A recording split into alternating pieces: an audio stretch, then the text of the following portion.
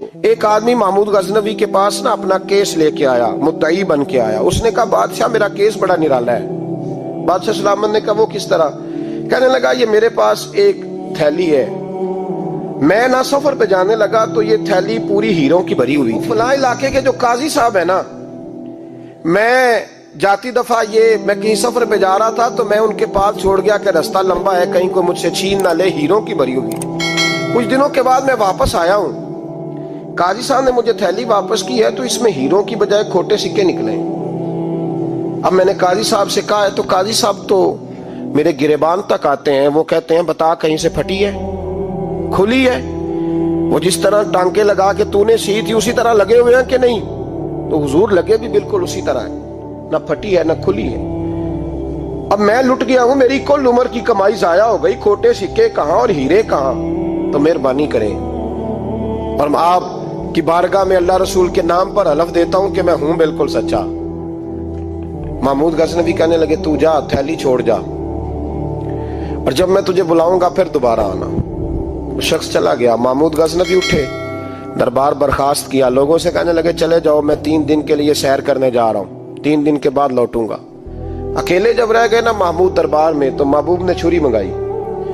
وہ جس تخت پہ بیٹھتے تھے وہاں گدا بچھا ہوا تھا، یہ گدا پڑا ہے نا، وہ گدا بچھا ہوا تھا۔ محمود نے چھری کے ساتھ اس کو پھاڑ ڈالا اور چھری جیب میں رکھی نکل گئے۔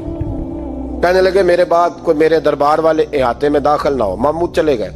اب وہ صفائی کرنے والا جب آیا نا، اس نے آ کے دیکھا تو گدا تو پھٹا ہوا ہے۔ اس نے شور ڈال دیا، پہرے دار بھی آ گئے، فلاں صاحب بھی آ گئے، فلاں صاحب۔ اس نے کہا وہ خدا کے بندو، اس کا گدا پھٹ گیا ہے، وہ تو مار ڈالے گا۔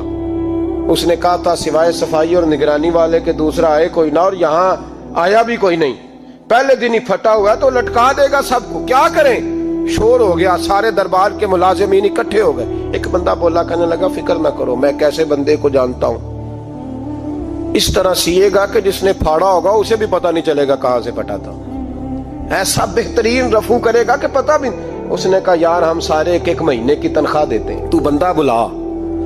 وہ بلا لیا اس کو، اس کا نام محمد رفو گر تھا۔ وہ آیا، اس کو گدا دکھایا، اس کا یار اس طرح سینہ پتہ نہ چلے۔ اس نے کہا فکر ہی نہ کرو، میں بڑا کاریگر ہوں۔ بڑے بڑے کاریگر لوگ نہیں ہمارے ملک میں پائے جاتے، کوئی نشان چھوڑتے ہیں پیچھے بڑے۔ احمد رفو گر کہنے لگا اس طرح سیوں گا کہ پھاڑنے والے کو بھی پتہ نہیں۔ ان کا پیسے لے یار تو سی دے۔ اس نے سی دی، اگلے شام ہی لا کے بچھا دیا گدا۔ تیسرے دن بادشاہ سلامت آئے، آ کے پہلی نظر گدے پہ ڈالی۔ اس نے بلایا سب ملازمین کو، کہا کس نے سیا ہے؟ کہا جناب کیا ہوا؟ کہا یہ پھٹا ہوا تھا۔ کس نے؟ کہا نہیں پھٹا ہی نہیں۔ وہ کہنے لگے بنو بات، میں خود پھاڑ کے گیا تھا، تو بتاؤ صحیح سیا کس نے ہے؟ کہا جناب آپ پھاڑ کے گئے تھے تو بتایا کیوں نہیں؟ فرمانے لگے اسی لیے تو بتایا نہیں تھا کہ تم خود تحقیق کر لو، بلاؤ بتاؤ سیا کس نے۔ تو بلا لیا، احمد رفو گر آ گیا۔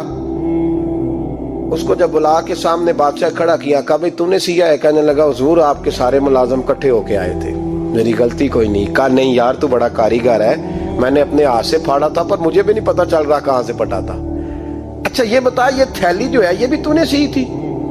اس نے کہا جی آپ کے خادم کا ہی کارنامہ ہے، وہ فلانے علاقے کے قاضی صاحب آئے تھے، اس میں سے ہیرے نکال کے تو کھوٹے سکے بھرے تھے، تو مجھے بھی تھوڑا سا حصہ ملا تھا۔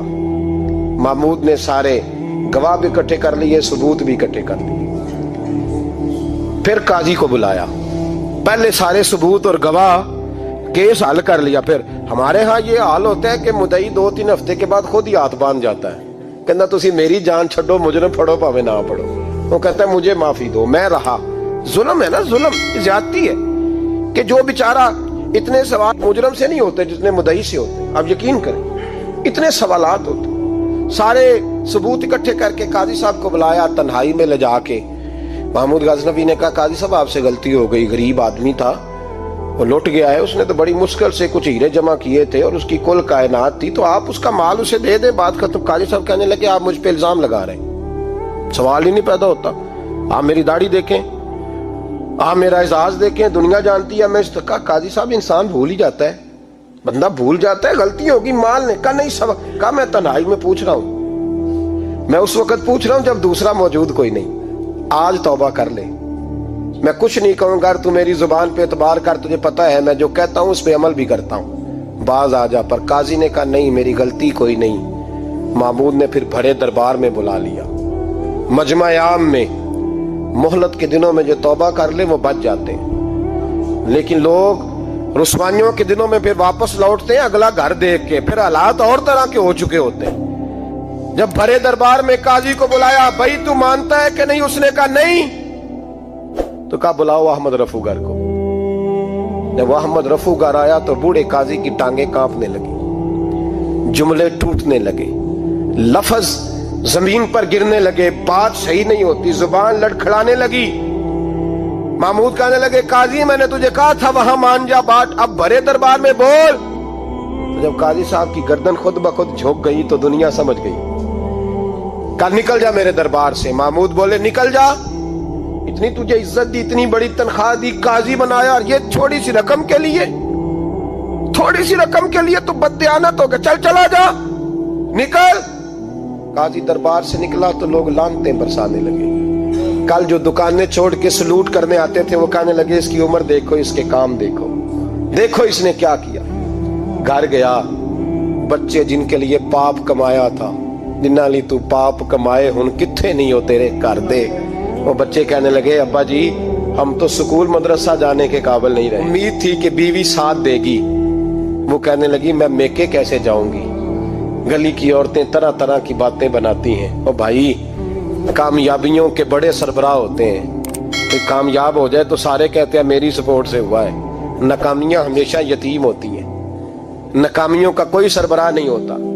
जब तक तो काजी था तो बड़े बात थी, हर बंदा कहता था रिश्तेदार है, रुसवाई हो गई तो वो तेरी आंख हो या संगे मलामत की चुभन, कौन पहुंचा है मेरे दर्द की गहराई तक। दौरे शोहरत में तो यारों ने किया याद बहुत, साथ आया ना कोई कूचे रुसवाई तक। और मियाँ साहब कहने लगे सारी उम्र ही आटा गुद है, मैं लखा कीते नहीं पेड़े, अब वक्त आया ही ते मोहम्मद बख्शा कोई नहीं हूं बैठा नेड़े। हालात ही बदल गए। काजी खामोशी से अंदर चला गया, अपनी रुसवाई समेट के बिस्तर पे लेटा। ना रोटी की भूख लगी, ना पानी की प्यास लगी, ना नींद आई, सारी रात तड़पता रहा। सवेरे घर वालों ने दरवाजा खोला तो रूह परवास कर गई थी, दुनिया छोड़ गया। हजरत अबू नूर अलैहि रहमा बोले, फरमाने लगे याद रखो कभी बददियानती ना करना, कभी। ये तो महमूद गजनवी की अदालत थी, कयामत में रब करीम की अदालत लगेगी। और फरमाया वहां तो गवाही देने वाला अहमद रफूगर था, कयामत में तो तुम्हारे अपने हाथ पैर गवाहियां देंगे, हमारा अपना वजूद गवाही देगा। और फरमाया यहाँ तो लानते दुनियादार बरसाते थे, वहां फरिश्ते होंगे। और काजी को तो मौत आ गई थी, कयामत में तो दोबारा मौत भी कोई नहीं आएगी, वहां तो रहना है और सहना है।